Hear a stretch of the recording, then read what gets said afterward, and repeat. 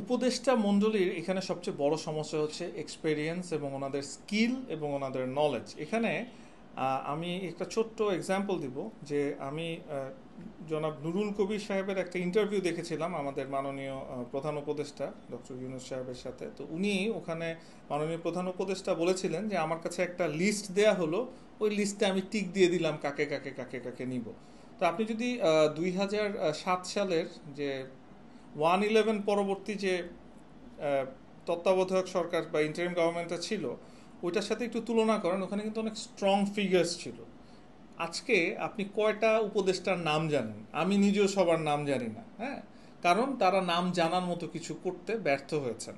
So সব কিছু মিলিয়ে আমি বলবো যে ওই যে আমাদের মাননীয় প্রধান উপদেষ্টা খুব সরল মনে বলেছেন যে আমি টিক দিলাম, কিন্তু ওনার আসলে উচিত ছিল যে 10টা দিন বা 5টা দিন সময় নিয়ে প্রত্যেকটি জায়গায় কে কে ভালো আছেন সেটা চেক করে নেয়। এবং পরবর্তীতে অলমোস্ট 1 বছর পার হয়ে গেল, কিন্তু আমরা তাদের কারো কোনো উদ্যোগ দেখলাম না যে কেউ একটা মানে উপদেষ্টা মণ্ডলীর পরিবর্তন, অনেকের কিন্তু পরিবর্তন চাওয়া হয়েছিল, বাট আমরা আসলে ওরকম কোনো স্পেসিফিক কিছু দেখি নাই যে কোনো উপদেষ্টাকে এনে একটা জায়গায় ফ্লো পাচ্ছে। তো বারবার যে কথাটা বলা হচ্ছে আইন শৃঙ্খলা পরিস্থিতি, এবং আপনি পুলিশের যে কথাটা মেনশন করলেন, আমরা কিন্তু এটা খুব ভালো মতো দেখছি যে আমরা প্রত্যেক দিনই সোশ্যাল মিডিয়াতে পোস্ট দেখছি যে অনেক পুলিশ অফিসার যারা সরাসরি ছাত্র হত্যায়, ছাত্রদের আহত করায় জড়িত ছিলেন, এখন বহাল তবিয়তে আছেন।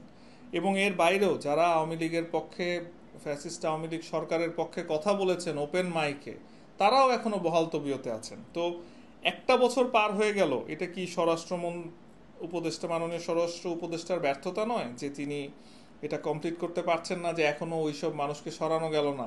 আমরা 3 মাসের সময় বলেছিলাম আর একটু সময় দরকার, 6 মাসের সময় বলেছিলাম আর একটু সময় দরকার। তো এখন আমার মনে হচ্ছে যে আসলে ওনাদেরকে দিয়ে আর হবে না। তো আমাদের আসলে গণতান্ত্রিক সরকার আসলে আমরা এক্সপেক্ট করব ইনশাআল্লাহ যে তারা এই স্টেপগুলো নিবে, এবং ফ্যাসিস্ট আওয়ামী লীগ সরকারকে যারা এই ধরনের মনস্টার হতে সাহায্য করেছিল তাদের যেন সুষ্ঠু বিচার হয়, এবং ওইসব পুলিশ অফিসার যারা এখনো বহাল তবিয়তে আছেন তাদের বিরুদ্ধে খুব স্টার্ন অ্যাকশন নেওয়া হয়, যে তাদের এই ধরনের কাজ যাতে বাংলাদেশের পুলিশ আর কখনো করতে সাহস না পায়। আমরা কিন্তু এর আগেও পুলিশকে দেখেছি, আমরা 90s থেকে 96-এ দেখেছি, 96-এর পরে আওয়ামী লীগ সরকার যখন আসলেন তখন দেখেছি, বিএনপি 2001 যখন আসলেন তখন দেখেছি। এরকম পুলিশ কখনো দেখি নাই যে ওপেন মাইকে এসে আওয়ামী লীগের প্রোগ্রামে দাঁড়িয়ে বলছে জয় বাংলা, জয় বঙ্গবন্ধু। না, এই ধরনের কালচারটা ছিল না। তো পুলিশরা কিন্তু এমন একটা পর্যায়ে চলে গিয়েছিল যে তারা দলীয় স্লোগান দিয়ে সরকারের শপথ নিয়ে নিচ্ছেন। তো এই মানুষগুলো এখনো কিভাবে ঘুরে বেড়াচ্ছে, এটা অত্যন্ত আশ্চর্য এবং অত্যন্ত দুঃখজনক।